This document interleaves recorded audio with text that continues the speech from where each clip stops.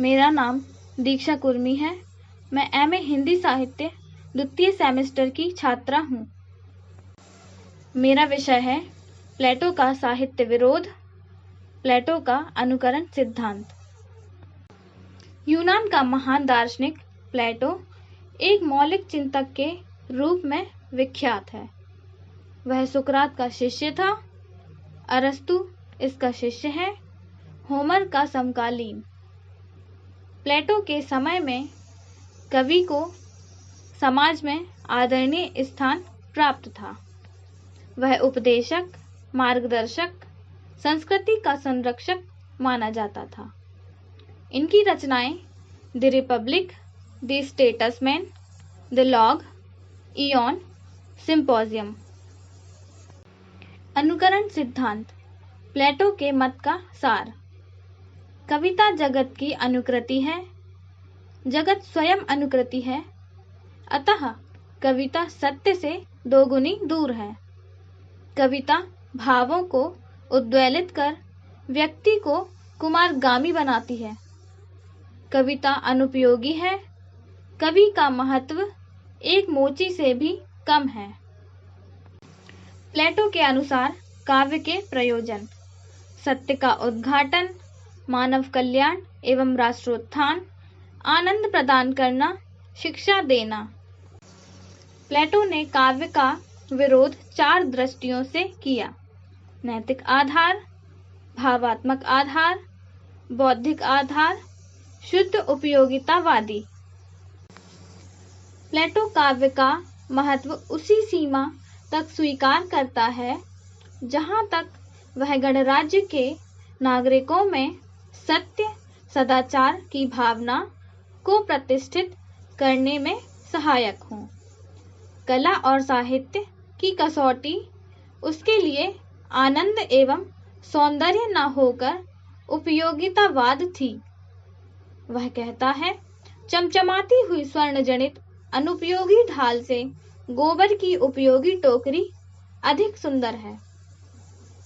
उसके विचार से कवि या चित्रकार का महत्व मोची या बढ़ई से भी कम है, क्योंकि वह अनैति मात्र प्रस्तुत करता है। सत्य रूप तो केवल विचार रूप में अलौकिक जगत में ही है। काव्य मिथ्या जगत की मिथ्या अनुकृति है। इस प्रकार वह सत्य से दोगुना दूर है। कविता अनुकृति और सर्वथा अनुपयोगी है, इसलिए वह प्रशंसनीय नहीं अपितु दंडनीय है। वह कवि के तुलना में एक चिकित्सक, सैनिक या प्रशासक का महत्व अधिक मानता है। वह कहता है कि कवि अपनी रचना से लोगों की भावनाओं और वासनाओं को उद्वेलित कर समाज में दुर्बलता और अनाचार के पोषण को भी अपराध करता है। कवि अपनी कविता से आनंद प्रदान करता है, परंतु दुराचार एवं कुमार्ग की ओर प्रेरित करता है। इसलिए राज्य में सुव्यवस्था हेतु उसे राज्य से निष्कासित कर देना चाहिए। उसका मानना था कि किसी समाज में सत्य, न्याय और सदाचार की प्रतिष्ठा तभी संभव है जब उस राज्य के निवासी वासनाओं और भावनाओं का नियंत्रण रखते हुए विवेक एवं नीति के अनुसार आचरण करें। वह चुनौती देते हुए होमर से पूछना चाहता है कि कविता से किसी को रोगमुक्त किया जा सकता है? क्या कविता से कोई युद्ध जीता जा सकता है? क्या कविता से श्रेष्ठ शासन व्यवस्था स्थापित की जा सकती है?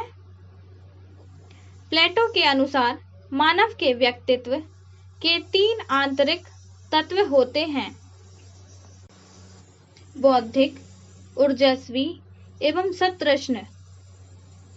काव्य विरोधी होने के बावजूद प्लेटो ने वीर पुरुषों के गुणों को उभारकर प्रस्तुत किए जाने वाले तथा देवताओं के स्रोत वाले काव्य को महत्वपूर्ण एवं उचित माना है।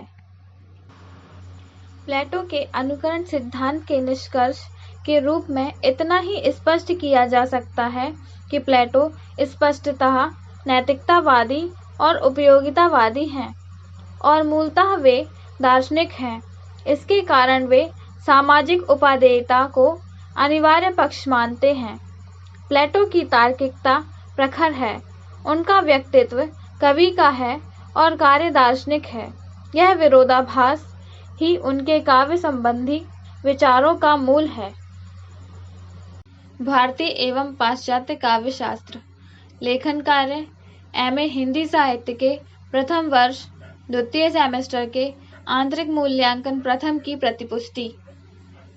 मैं हमारी professor doctor Lalita Tripathi madam को धन्यवाद देना चाहूँगी। उनके मार्गदर्शन एवं सहयोग के द्वारा हम ऑनलाइन वीडियो निर्माण कार्य संपन्न कर सके। संपूर्ण कार्य में हमें बहुत कुछ सीखने को मिला। हम सभी छात्राओं को वीडियो निर्माण करते समय बहुत कुछ सीखने को मिला।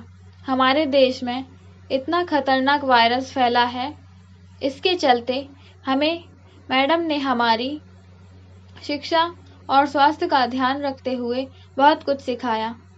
ऑनलाइन कक्षा में भाग लेना, वीडियो निर्माण करना आदि सिखाया और तकनीकी रूप से सभी छात्राओं को उन्नत बनाकर जीवन कौशल प्रदान किया।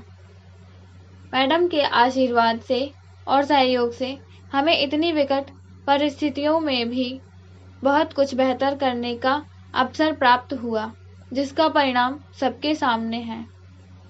हम सभी छात्राएं हमारी professor doctor Lalita Tripathi madam के सदैव आभारी रहेंगे और यही कामना है कि मैडम का आशीर्वाद हमेशा हम सब पर बना रहे और वे हमें ऐसे ही अपना मार्गदर्शन प्रदान करें।